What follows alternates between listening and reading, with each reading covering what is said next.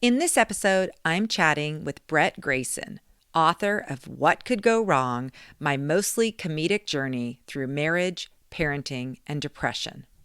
Brett is a husband, father of two, and a successful trial attorney. In our chat, we talk about his mission to share with candor and honesty about his own and his family's journey with mental health and other issues by using his signature sense of humor.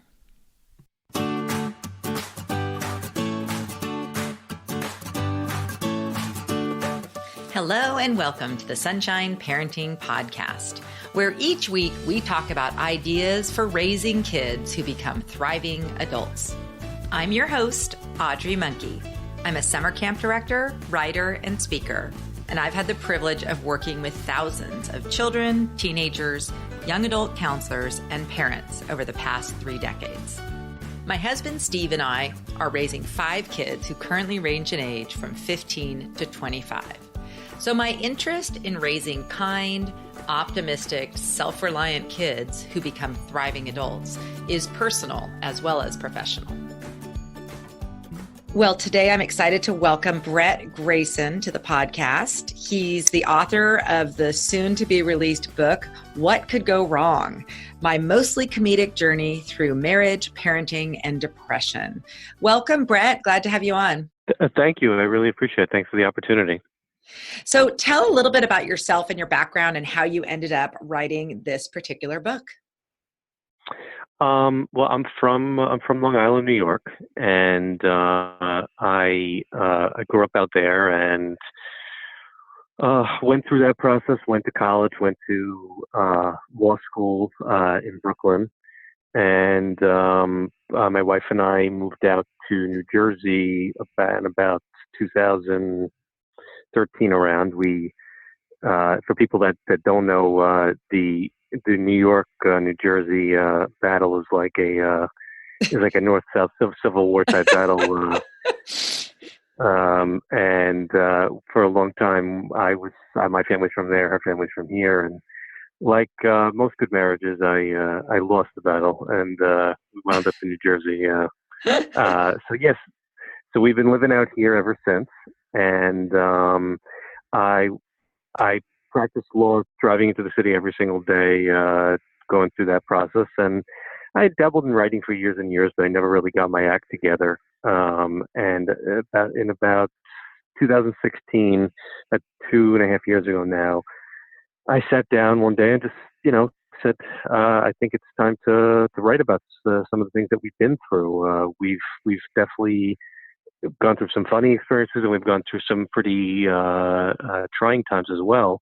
And I said to my wife, do you feel comfortable with this?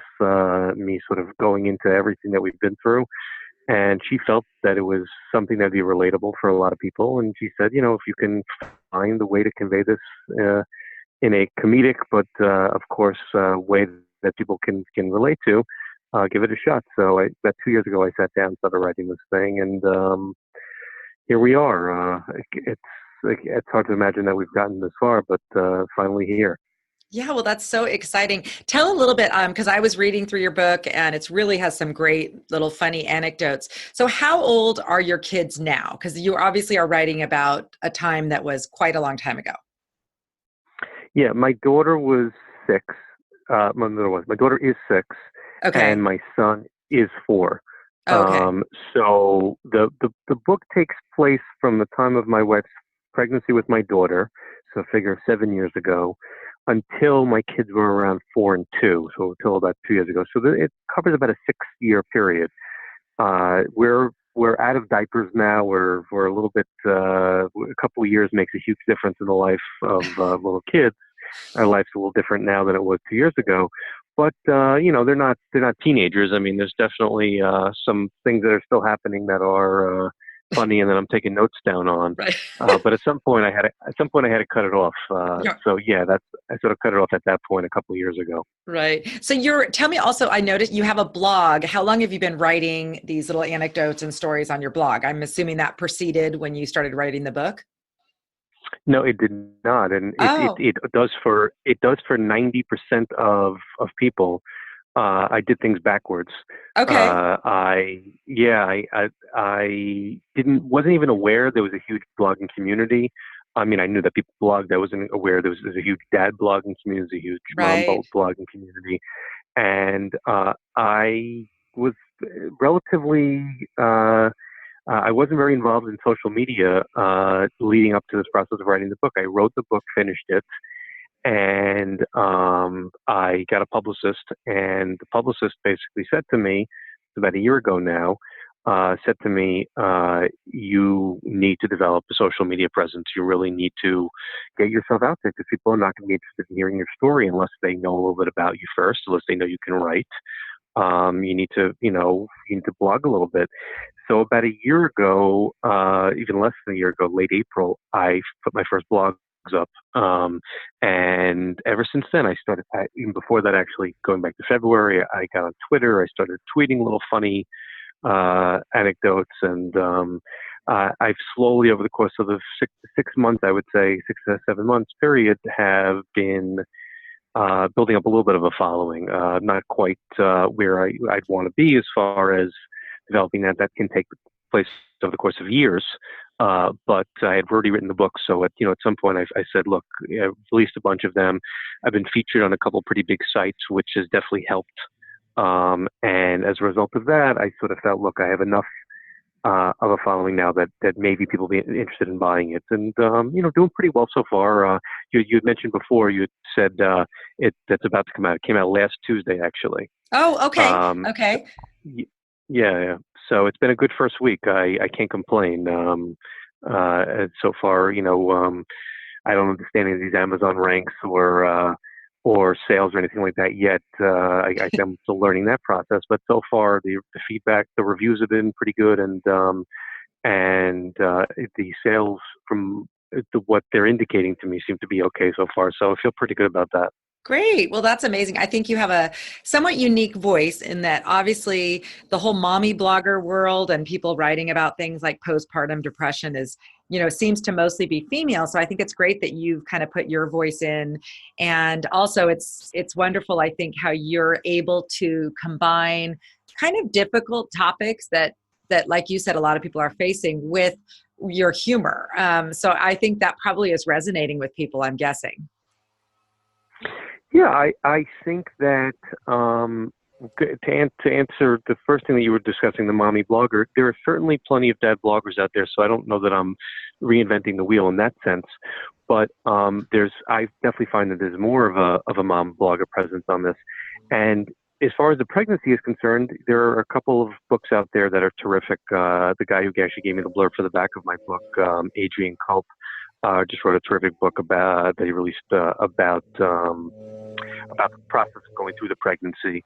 But the way I wanted to look at it was, I sort of said, we've been through a couple of things that are rough to go through without going into too much detail. My wife's first pregnancy, some postpartum issues, things that are topics that women go through a lot. And I hadn't really seen too many fathers talking about it from their standpoint, what it was like for the father to go through, what our emotions were like. I think sometimes there's this feeling that guys are not always as emotional or not always as connected to the pregnancy or to some of the events that occur, which is not accurate, but sometimes they're portrayed that, and really that's not the case. I mean, we went through a lot of this stuff together. I went through a lot of emotions. I struggled with my own mental health. I've struggled with it for years, unrelated to this, but obviously it was exacerbated by some of these experiences. And I felt it was great to share that maybe it would open up, some people to feeling comfortable talking about it themselves, and also feeling like they could relate to it as well. So that was sort of, how I did. Now, as far as the humor is concerned, I think that writing about yourself, or making it interesting in the sense of just writing about terrible things that occur, can get rough to read, can get boring. People don't always necessarily want to hear about other people's problems unless the people are either conveying something that, again, they can relate to, or also that can teach them something. So I really felt that that the humor would be my the way that I would do that, the way that people would start to feel they could relate to what I was saying and would make it more palatable to read. So that was sort of the reason behind the humor. Yeah, I think it really resonates well, and I really like. Actually, I hadn't even thought about that because, of course, I'm a woman reading it. But you're so right that these things that happen, maybe in like a pregnancy, it's all about like the books mostly are talking about the woman's experience and what's going on. But it's true that the father has a lot going on too, and it's like kind of scary and weird and going through these things. So I think you did open up a great line of conversation and discussion for men to talk about. Are you finding that people are getting in touch with you, men, to share their similar experiences? Have you gotten any comments or feedback from men who are kind of feeling like they can talk about it now too because you've talked about it? Well, with regard to the book, where it's a little bit early in that sense, in the sense that it just came out and people are Right. still are still just getting it and reading it. I along those same lines, I've released a few blogs about. I'm trying to think the amount of blogs. Maybe I've released 8 or 10 blogs over the course of these months, and the two blogs that seemed to resonate the most with people, that I got the most feedback on, that got picked up by by larger sites, were blogs talking about some of these rougher things, men's Mm-hmm. mental health. We've had some issues with my son's health, and gone through that, what that was like as the father, speaking about that. So I found that yes, with regard to some of the earlier blogs that I wrote, that people were reaching out, people were resonating. It was resonating with people that men go through this also. That men experience all kinds of struggles and emotions, and it's okay to be open about it. And there's nothing. You can still be a strong man and feel masculine in your own skin without feeling like you can't express yourself. So that was definitely something that was surprising to me, because I've also written some funny stuff about camp and about dance recitals and about about stuff like that in some of my blogs, and people have liked that, and that's been terrific to get feedback on that as well, but not the same kind of lasting effect as talking about some of these more serious issues. Right. Well, I don't want to get too sidetracked, but I did mention to you, because of my interest in camp, that I saw that you had posted something about that. So tell me about your experience with that. Was that about picking up your daughter at camp or visiting her? Well, she's in day camp. Yeah, Oh, it was. okay. Yeah. No, sleepaway camp is its own animal, which I remember from growing up myself, and I'm sure I'll be learning about that soon enough. But yeah, I wrote a blog last summer. It was actually interesting because I released a blog right before the summer about the anxiety and depression stigma Uh-huh. that a lot of people deal with. Mm-hmm. And we went into the summer, and I'm here in the Northeast, and the weather was improving. And I said to myself, you know what? It's the summer. Let's lighten things up a little bit. So I released 3 different blogs over the summer that were completely that had no seriousness to them whatsoever. One was about my daughter's dance recital and what that's like for the parent. Another one was about a family trip we took to Hershey Park, and the middle one was about visiting her. Going to day camp and visiting her, and just how strange that was, from seeing it from the parents' standpoint. Number one, just how amazing camp is. Like, when you're a kid, you don't really appreciate it. It's the greatest thing in the entire world. Seeing what they do all day, every day. Uh, but just also some of the silly things that come up. Like, I think I talk about my daughter when they were grading her swimming, and how all the parents are trying to get their kids moved up into higher swimming categories, and the funny little parenting things that we all go through. And I'm trying to remember other things that happened, during the course of that day. Talking about the cookies at the camp that I wound up taking because they were so good. My daughter raved about them every night. That kind of funny stuff. Sure. And people seem to like it over the course of the summer because everybody was going through it at the time. Now it's 3 degrees out here in New York, or Oh, New Jersey. I'm sorry. yes. It's 3 degrees out in New Jersey, so it's like it's hard to picture what that was like. But But yeah, it was a fun thing to write over the summer. So just out of curiosity, what day camp did your daughter go to? She goes to Woodmont Day Camp up in New Woodmont. City. Yep, I've Yeah. definitely heard about that. Okay, cool. Well, that is so fun. Well, is there anything else that are you able to share with people, like resources that you found most helpful, or if people are going through similar things right now, where do you refer people to or tell them to do if they're facing these like mental health things, either with themselves as a man or with their wife going through postpartum? Where do you send people usually? Well, it's pretty standard, but I mean, I have a therapist who I speak with, that I've been speaking with for a bunch of years. I think that uh, it's amazing to me that it's totally okay to have a heart problem. It's totally okay to and go see a doctor. It's totally okay to have to break a bone and go see an orthopedist. But if for some reason, if you're going to see a doctor for any issue with your brain, that needs to be secretive in some sense. I never understood that. I think that hopefully we're breaking down those walls now. But I don't think that I could even be functioning if it wasn't for having somebody to speak to each week.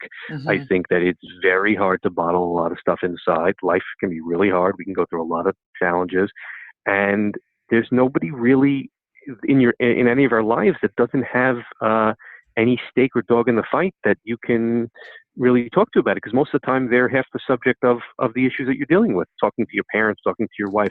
Half of our problems are with these people in our life, Right. are with the relationships we have.